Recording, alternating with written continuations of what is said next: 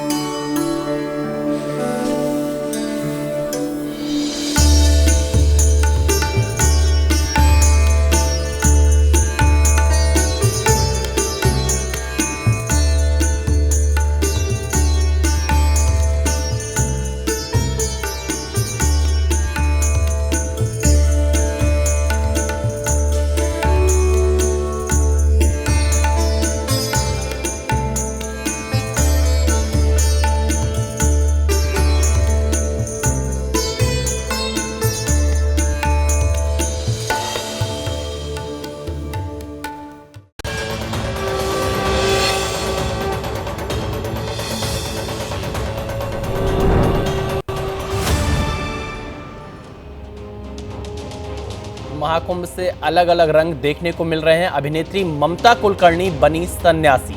प्रयागराज महाकुंभ में सन्यास की दीक्षा ली है। किन्नर अखाड़े में महामंडलेश्वर बनी है ममता कुलकर्णी। किन्नर अखाड़े में हुआ ममता कुलकर्णी का पट्टाभिषेक।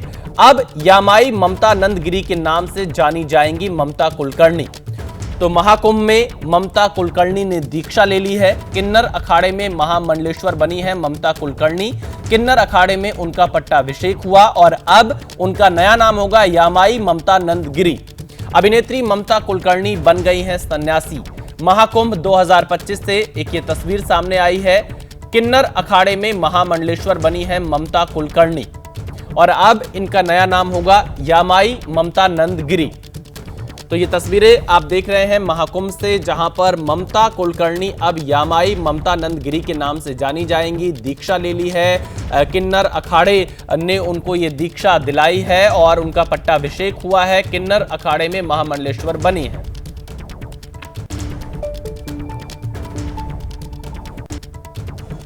देखिए, 3 रास्ते होते हैं आध्यात्मिक जीवन के लिए।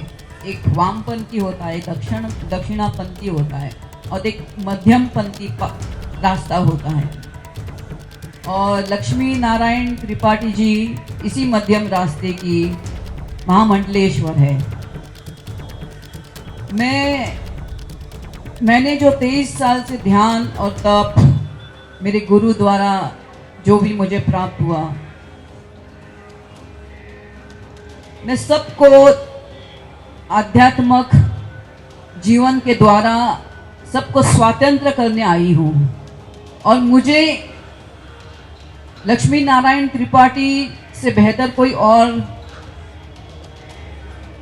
संस्था मिली ही नहीं, सोच ही नहीं सकती थी। मैं सांसारिक जीवन में रहते हुए भी मैं चाहती थी स्वतंत्र से मैं अपना जीवन जीऊं। मुझे बॉलीवुड में वापस नहीं आने का मैंने कभी,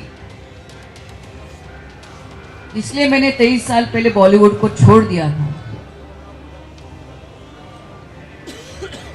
तो वापस जाने का कोई सवाल ही नहीं उठता। तो ममता कुलकर्णी अब महामंडलेश्वर हो गई हैं किन्नर अखाड़े में। आप ये 2 तस्वीरें देखिए। ममता कुलकर्णी ने सन्यास की दीक्षा ली और महाकुंभ में संगम में पवित्र डुबकी लगाई है। तो ममता कुलकर्णी अब महामंडलेश्वर ममता हो गई हैं। नया नाम ममता नंदगिरी हो गया है। यामाई ममता नंदगिरी के नाम से ममता कुलकर्णी जानी जाएंगी। तो महाकुंभ से एक ये तस्वीर सामने आई है। अभिनेत्री ममता कुलकर्णी अब महामंडलेश्वर बन गई है। ममता कुलकर्णी के महामंडलेश्वर बनने पर विवाद खड़ा हो गया है। किन्नर महामंडलेश्वर हिमांगी सखी ने सवाल उठाए हैं। स्त्री को महामंडलेश्वर क्यों बनाया? हिमांगी सखी ने यह सवाल पूछा है। ऐसा करना है तो किन्नर अखाड़ा नाम क्यों रखा? तो यहां पर हिमांगी सखी ने कहा कि स्त्री को महामंडलेश्वर क्यों बनाया, यह सवाल पूछा है और इसके साथ ही कहा ऐसा करना है तो किन्नर अखाड़ा नाम क्यों रखा। ये सवाल उठाए हिमांगी सखी ने।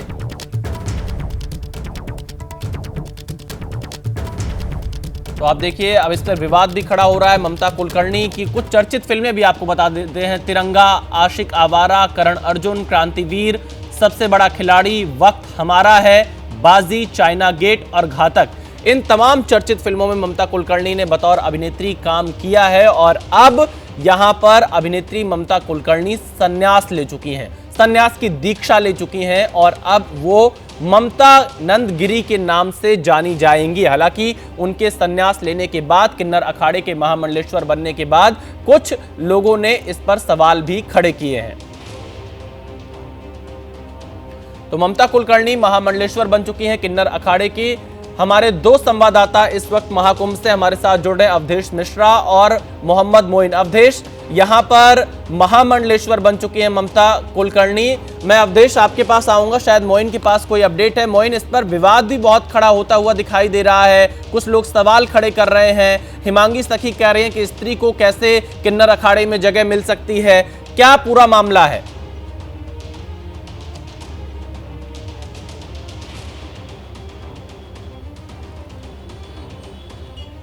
मोहम्मद मोइन।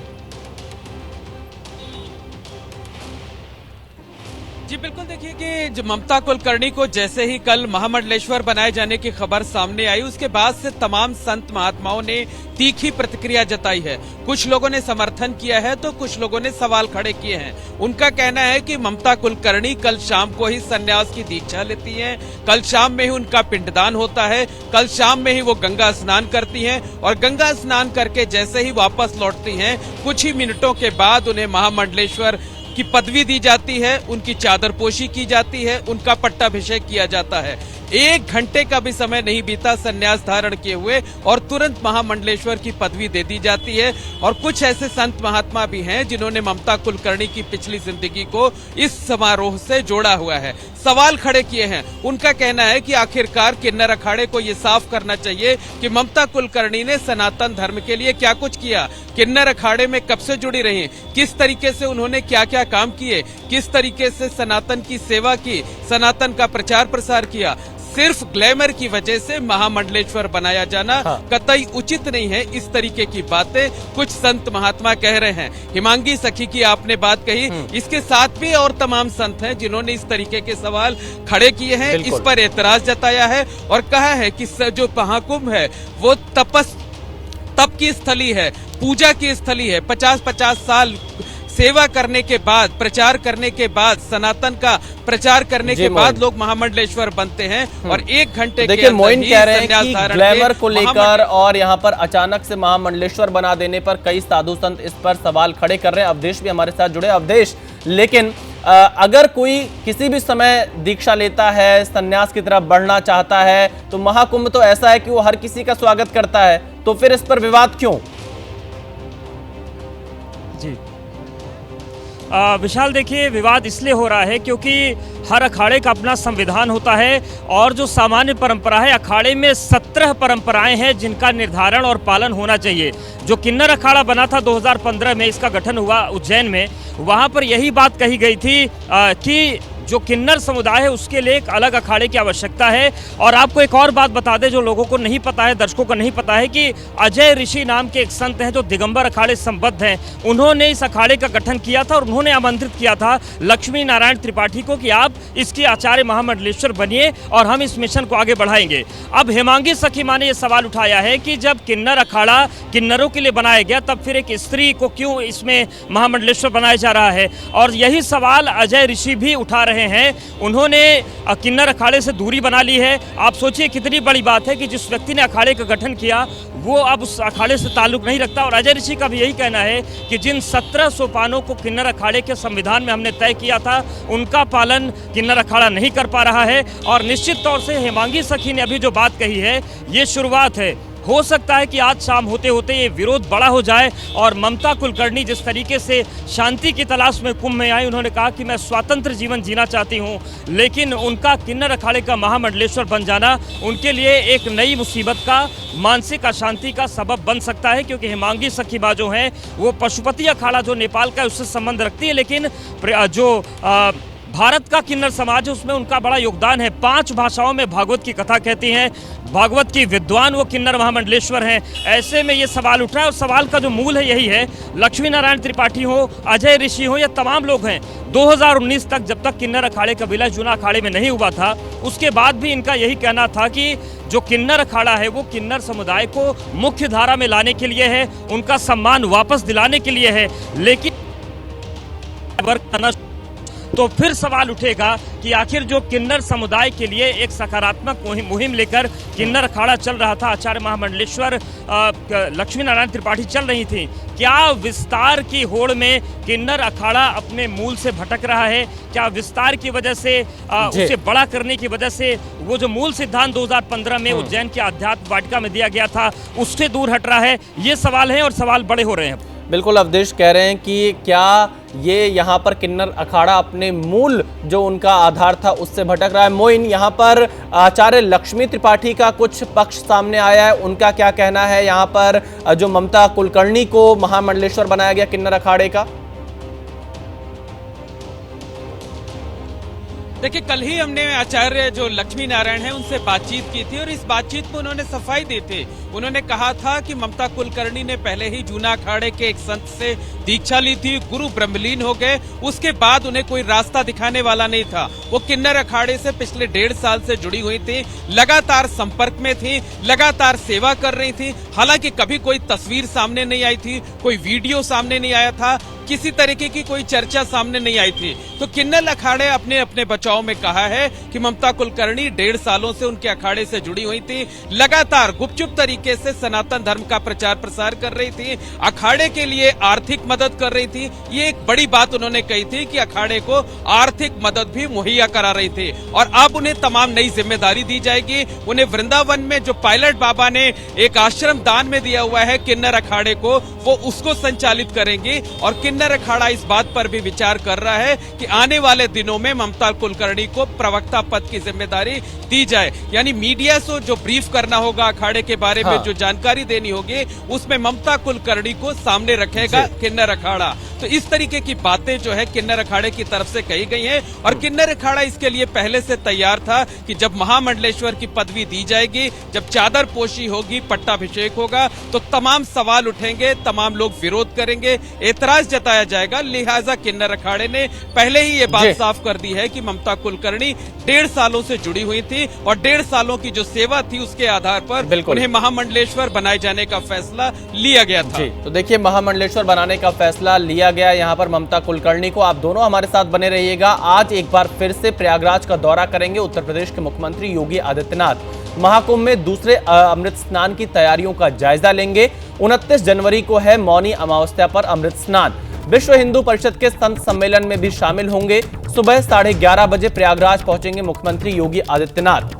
तो योगी आदित्यनाथ यहाँ पर जो दूसरा अमृत स्नान है मौनी अमावस्या के मौके पर, उसकी तैयारियों का जायजा लेंगे। और इसके अलावा क्योंकि प्रधानमंत्री नरेंद्र मोदी को भी 5 फरवरी और राष्ट्रपति को 10 फरवरी को प्रयागराज जाना है, तो उनके दौरे को लेकर भी यहाँ पर तैयारियों का जायजा मुख्यमंत्री योगी आदित्यनाथ की तरफ से लिया जाएगा। 29 जनवरी मौनी अमावस्या पर जो अमृत स्नान है उसमें बड़ी संख्या में श्रद्धालुओं के पहुंचने का अनुमान है। अब तक की सबसे ज्यादा जो श्रद्धालुओं की संख्या है वो मौनी अमावस्या पर अनुमानित है, इसीलिए उसकी तैयारियों का जायजा लेंगे। अवधेश मिश्रा और मोइन हमारे 2 संवाददाता लगातार बने हुए हैं। अवधेश, अब तक 10 करोड़ 80 लाख श्रद्धालु संगम में डुबकी लगा चुके हैं और यह आंकड़ा 45 करोड़ तक पहुंचने का अनुमान है जब महाकुंभ का समापन होगा। लेकिन मेरा सवाल आपसे मौनी अमावस्या को लेकर है। 29 जनवरी जहां पर 5 करोड़ से ज्यादा श्रद्धालुओं के पहुंचने का अनुमान है, क्या तैयारियां हैं? बिल्कुल, देखिए विशाल, तैयारियां तो फिलहाल सारी अच्छी हैं, लेकिन इस तरीके से भीड़ जो 4 दिन पहले आई उसकी तस्वीर हम आपको दिखा देते हैं। आप ये देखिए, ये पांटून पुल नंबर 5 है। स्थिति ये हो गई कि भीड़ को कंट्रोल किया जा सके इसलिए इस पुल को बंद करना पड़ा प्रशासन के लिए। इस पुल को रिजर्व कर दिया गया है। इसके अलावा चारों तरफ से भीड़ आ रही है और देखिए भीड़ में कोई खो ना जाए, इस तरीके से लोग एक दूसरे के ये जो रस्सी है या फिर अंगोछियाँ हैं उससे बांध के चलते हैं ताकि खो ना जाए। और इसके अलावा आप देखिए पूरा जो इलाका है इस वक्त मेले का भरा हुआ है और चारों तरफ लोगों की भारी भीड़ नजर आ रही है। अगर हम प्रशासनिक स्तर की बात करें तैयारियों की, तो अधिकतर जो पुल है वहाँ पर गाड़ियों के मूवमेंट को बंद किया गया है और पैदल जो लोग जा रहे हैं उनको आगे बढ़ाया जा रहा है। और जो शहर है वहाँ पर भीषण जाम लगा हुआ है। तो ये जो तस्वीर आप देख रहे हैं ये संगम क्षेत्र की है और चूंकि यहाँ पर लोगों की भीड़ है तो कुछ लोगों से बात भी कर लेते हैं। कहाँ से आए आप लोग, कहाँ से आए? कोलकाता। भीड़ बहुत ज्यादा है, बहुत ज्यादा भीड़ है, तैयार जितना उम्मीद करते हैं उससे ज्यादा भीड़ है। कहाँ से आए? ट्रिपल एम्यूनिटी गोरखपुर से। तो महाकुंभ की कैसी तैयारी? बहुत अच्छी तैयारियां हैं।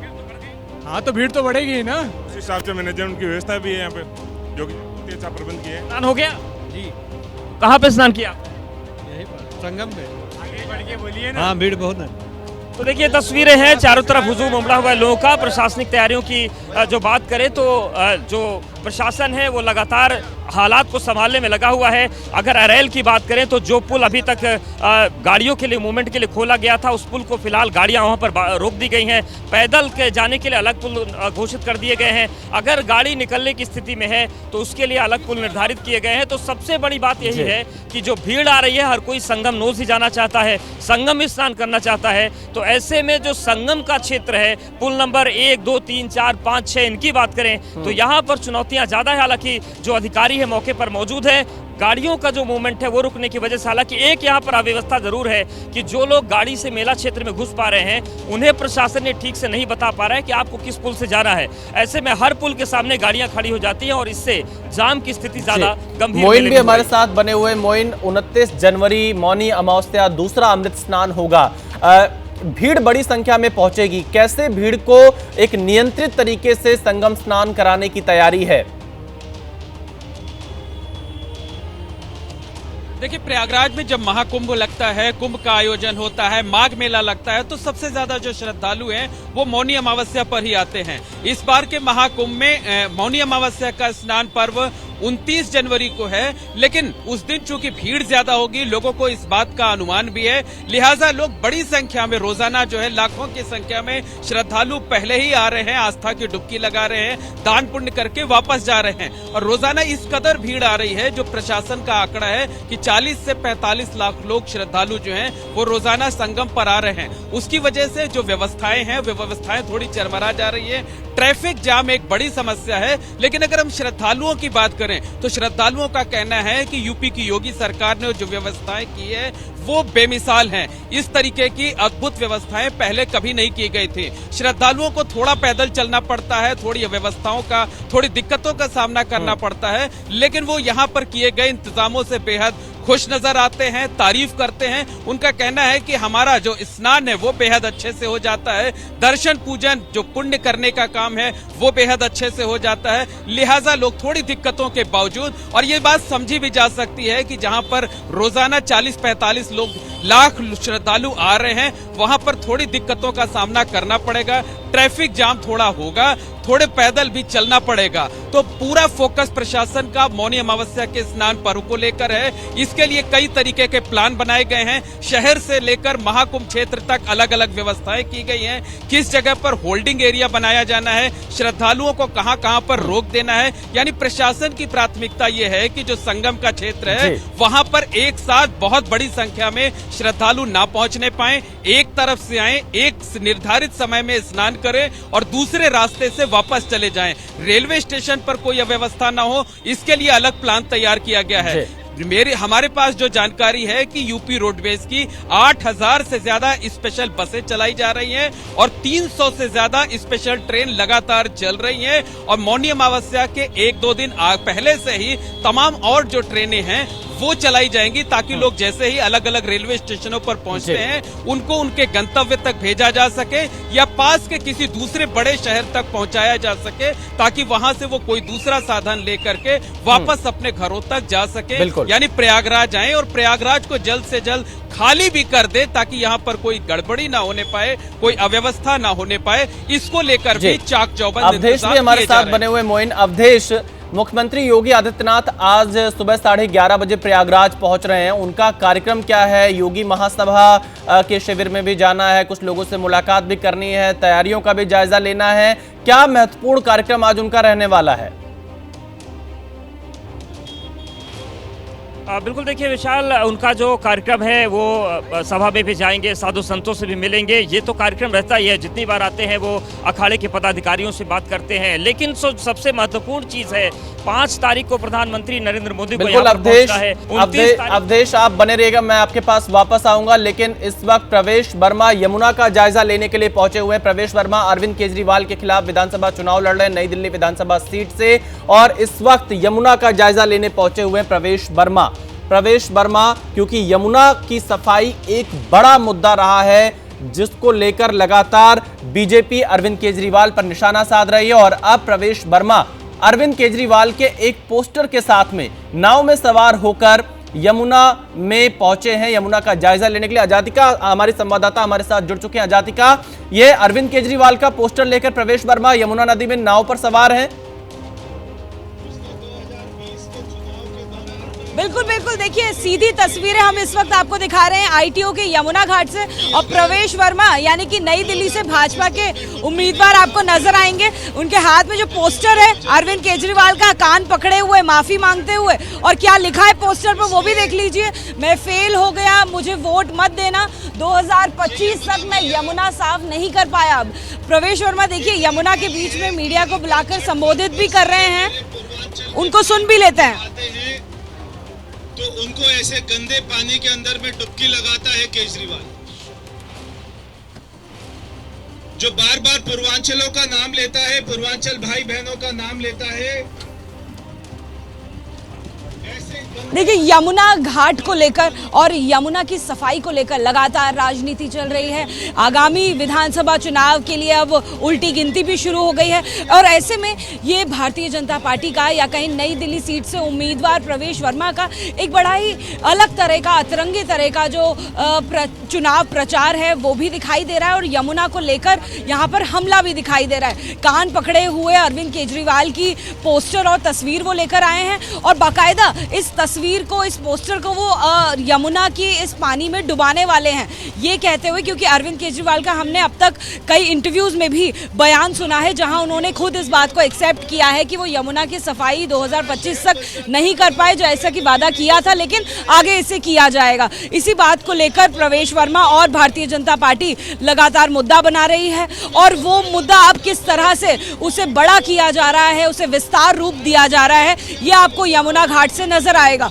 मैं फेल हो गया हूं, मुझे वोट मत देना, ये अरविंद केजरीवाल की तस्वीर के साथ में लगा हुआ है, और दोनों कान पकड़े हुए हैं केजरीवाल ने, जैसे कि माफी वाले अंदाज में केजरीवाल की ये तस्वीर ली गई है, और इस तस्वीर को अब कुछ देर में यमुना में डुबाया जाएगा। देखिए यहाँ पर जब भी हमने देखा है कि छठ का त्योहार होता है, तो ऐसे में जो टॉक्सिक फोम है इस जगह पे नज़र आती है। हमने कई दफ़ा जो मीडिया रिपोर्ट्स हैं, हमने कई दफ़ा इस जगह से दिखाई हैं आपको, तस्वीरों में आपको नज़र आया है कि उस टॉक्सिक फोम की वजह से लोगों को जो छठ पर अपना त्योहार मनाने महिलाएं आती हैं, उनको कितनी ज़्यादा परेशानी होती है। देखिए प्रवेश वर्मा जी के पास पहुँच गए, उनकी आवाज़ सुना देते हैं। जी, आज जैसे दिल्ली के पूर्वांचल भाई बहन यहाँ पर आते हैं छठी मैया का पर्व मनाने के लिए, और ऐसे गंदे कीचड़ के पानी में डुबकी लगाते हैं। देखिए प्रवेश वर्मा लगातार संबोधित कर रहे हैं, और अपने संबोधन में इसी बात को बार बार चिन्हित कर रहे हैं कि अरविंद केजरीवाल ने 2025 तक यमुना को साफ करने का वादा किया। आपको इतनी गंदी स्मेल आ रही है, तो दिल्ली के सारे पूर्वांचल भाई बहन, हालांकि देखिए अरविंद केजरीवाल ये भी बताते रहे हैं कि यमुना का एसटीपी यानी कि अजातिका कोशिश करिए अगर उनके बयान को हम सुना सकें तो। देखिए यहाँ पर प्रवेश वर्मा इस वक्त अरविंद केजरीवाल के पोस्टर के साथ देखिए उनको सुनाने की कोशिश कर, तो भारतीय जनता होल्ड करिए जी बिल्कुल, देखिए उनका बयान हम सुना देते हैं।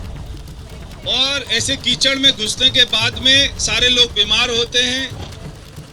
यहाँ पर यमुना मैया में अब मैं सबके सामने इसको डुबकी लगा रहा हूँ, अरविंद केजरीवाल को देख लो। देखिए अब डुबकी लगाने जा रहे हैं अरविंद केजरीवाल के, बस यही। अरविंद केजरीवाल यहाँ पे यमुना में डुबकी लगाएगा गंदे पानी में, क्योंकि इसने साफ नहीं की ना यमुना, इसलिए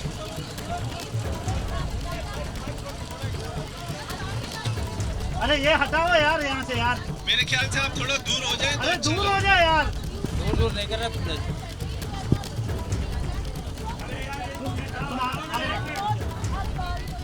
अरे सर मत करो सर, इसको हटा दो सर, मत करो। प्रवेश जी एक बार विजन आने दीजिए, थोड़ा दूर हो रहा है।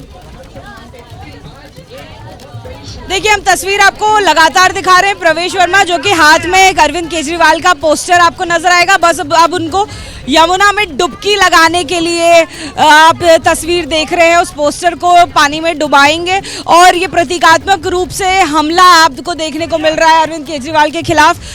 देखिए बोट चालक से भी हम रिक्वेस्ट करेंगे कि वो थोड़ा आगे ले चले, जिससे कि हम अब विजुअल्स जो है वो अपने दर्शकों को दिखा सकें। आप देखिए आपको विजुअल्स अब क्लियर नजर आएंगे। 3 जो मीडिया की बोट्स हैं वो बुलाई गई हैं और इस तरह से जो बीजेपी का चुनाव प्रचार है वो जोरों पर देखने को मिल रहा है, जिसमें बहुत बड़ा मुद्दा यमुना की सफाई को लेकर उठाया गया है। लगातार करीबन 1 से 1.5 साल से बीजेपी जो है इस मुद्दे को लेकर हमलावर है। और अब आप तस्वीरें देख लीजिए। प्रवेश जी देखिए अब आपको तस्वीरें नजर आएंगी, सीधी तस्वीरें हम आपको दिखा रहे हैं, अब एक्सक्लूसिव तस्वीरें। अरविंद केजरीवाल का ये जो पोस्टर है इसको डुबाने की अब जल्दी कोशिश की जा रही है, क्योंकि डुबकी लगाने का चैलेंज बीजेपी लगातार दे रही है। अजातिका कोशिश करिए अरविंद अगर प्रवेश केजरीवाल वर्मा से अगर आपकी वाकई बातचीत हो में सके। यमुना जी उधर चलो भैया, उधर चलो। तो देखिए प्रवेश वर्मा यहाँ पर अरविंद केजरीवाल के पोस्टर के साथ यमुना घाट पर पहुंचे हुए हैं। तस्वीर को डुबा दिया, डुबकी लगाते हुए अरविंद केजरीवाल तो नहीं दिखे, लेकिन उनका पोस्टर जरूर दिखाई दे रहा है आपको यमुना घाट से। प्रवेश वर्मा जो कि अरविंद केजरीवाल के खिलाफ उम्मीदवार हैं बीजेपी के, और अब उनको डुबाते हुए नजर आ रहे हैं, लगातार डुबकियां लगा रहे हैं। जैसे कि जो चुनौती है वो भी दी गई थी अरविंद केजरीवाल को। चुनौती किस तरह से यहाँ पर कटाक्ष के रूप में दिखाई दे रही है वो आपको नजर आएगा तस्वीरों के जरिए। आम आदमी पार्टी से अरविंद केजरीवाल दोबारा नई दिल्ली सीट से उम्मीदवार हैं। वहीं बात करें तो भारतीय जनता पार्टी की, तो प्रवेश वर्मा जिनके हाथ में ये पोस्टर है वो बीजेपी के उम्मीदवार हैं। वहीं कांग्रेस से संदीप दीक्षित जो है वो उम्मीदवार हैं। कहीं ना कहीं ये जो सीट है ये सबसे ज्यादा वीआईपी सीट मानी जा रही है। इस सीट को लेकर अरविंद केजरीवाल भी कह रहे थे कि जहां 2 मुख्यमंत्रियों के बेटे लड़ रहे हैं, उनके सामने दिल्ली का बेटा यानी अरविंद केजरीवाल लड़ रहा है। लेकिन दिल्ली के बेटे को किस तरह से जो उन्हीं के प्रतिद्वंदी है वो डुबकी लगाते हुए नजर आ रहे हैं यमुना में, ये आपको नजर आएगा। यमुना खासी गंदी नजर आ रही है, वो भी हम आपको तस्वीरें एक बार दिखा देते हैं। काले रंग का पानी यमुना का नजर आएगा, आसपास कीड़े मकोड़े घूम रहे हैं, बदबू बेतहाशा आ रही है। और इसी बात का जो मुद्दा है वो भी बीजेपी लंबे समय से उठा रही है। इसी बात को लगातार बीजेपी चुनाव में भी एक गंभीर मुद्दा बनाकर लेकर आई है। जी तो देखिए यहाँ पर प्रवेश वर्मा, देखिए तस्वीरें आपको दिखा रहे हैं। बिल्कुल अजातिका, यहाँ पर प्रवेश वर्मा एक अलग तरीके से चुनावी मुद्दा उठाते हुए, क्योंकि यमुना की सफाई का मुद्दा एक बड़ा मुद्दा दिल्ली विधानसभा चुनाव में बनता हुआ दिखाई दे रहा है।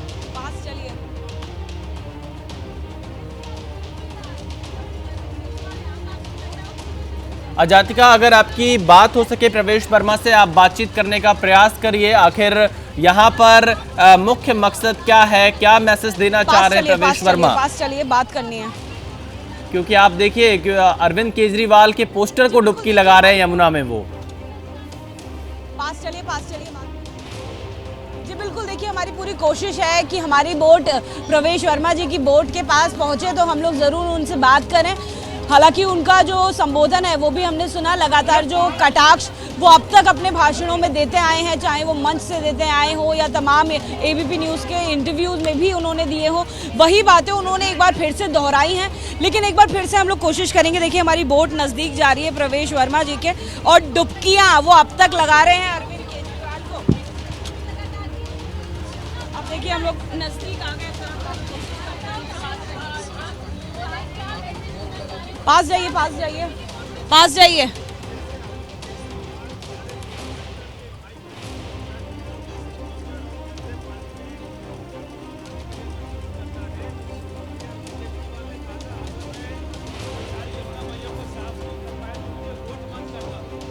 सारे तो देखिए यहाँ पर अजातिका ये तस्वीरें दिखा रही हैं प्रवेश। तो इसी ने कहा था और ये सॉरी बोल रहे हैं कि मैं फेल हो गया हूँ।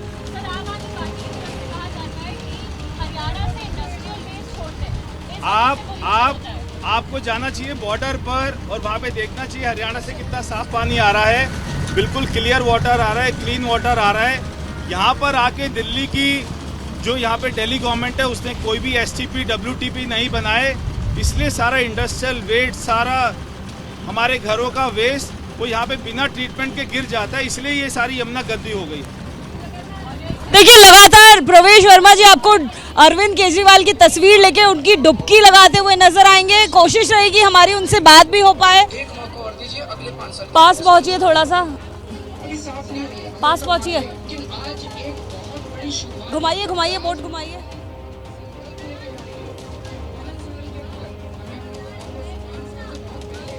देखिए अरविंद केजरीवाल के जो पुराने भाषण है कि 5 साल में यमुना को साफ कर दिया जाएगा, 5 साल में पीने लायक पानी हो जाएगा, वो सारे भाषण जो हैं वो यहाँ पर चलाए जा रहे हैं यमुना के बीचों बीच। ये आपको चुनाव प्रचार कुछ अलग तरह का नजर आ रहा है, कहीं ना कहीं अट्रैक्शन, और लोगों का जो दर्शक भी हमें इस वक्त देख रहे हैं उनका अट्रैक्शन भी इस वक्त खींचने की अपनी और कोशिश है इस प्रचार के जरिए। लगातार जो बीजेपी है वो यमुना को खास तौर पर एक अहम मुद्दा बनाकर पेश कर रही है इस चुनाव में, और ये भी एक और खास तस्वीर आपको यहाँ नजर आएगी जहाँ बीजेपी को हमने देखा था कि चुनौती देते हुए नजर आ रहे थे कि आखिर 2025 तक यमुना साफ क्यों नहीं हुई। पास पहुंचिए। तो ऐसे में और चुनौती दी गई थी अरविंद केजरीवाल को कि वो यमुना में डुबकी लगाए। हमने यहाँ से पहले भी रिपोर्टिंग की है और हमने देखा है कि दिल्ली बीजेपी के अध्यक्ष वीरेंद्र सचदेवा ने यमुना, जो कि गंदी यमुना है, वहाँ से डुबकी लगाई थी, जिसके बाद भी यमुना का मुद्दा बहुत तेज़ी से गरमाया था और जो बीजेपी है उन्होंने यमुना की सफाई को लेकर तमाम सवाल उठाए थे। एक बार फिर से कुछ वैसी ही तस्वीरें देखने को मिल रही हैं, यमुना की सफाई को लेकर सवाल उठाए जा रहे हैं। यमुना के साथ में जो सीवर के जो पाइपलाइंस जोड़ी गई हैं उनको लेकर सवाल उठाए गए हैं कि आखिर क्यों जो सीवर का पानी है वो छोड़ा जाता है, क्यों STPs जो हैं वो कारगर नहीं है, सीवर ट्रीटमेंट प्लांट्स जो हैं वो इतने क्यों नहीं लगाए गए हैं जो सफिशिएंट रहें दिल्ली की आबादी को देखते हुए, इस गंदे पानी को देखते हुए। और देखिए मैं आपको यकीनन इस बात के लिए बता दूं, क्योंकि हम लोग करीबन आधे घंटे से इस यमुना के ऊपर घूम रहे हैं, तो बेतहाशा गंदगी आपको नजर आ रही है, बहुत भीषण बदबू भी नजर आ रही है जब यहाँ से हम लोग रिपोर्टिंग भी कर रहे हैं। प्रवेश वर्मा हालांकि क्योंकि वो अपनी कैंपेनिंग भी कर रहे हैं, ये कैंपेनिंग का एक तरीका आपको नजर आ रहा है, जाहिर तौर पर जो अजातिका आप नजर बनाए रखिएगा। तो यहाँ पर प्रवेश वर्मा एक अलग अंदाज में अरविंद केजरीवाल पर सियासी हमला करते हुए नजर आ रहे हैं।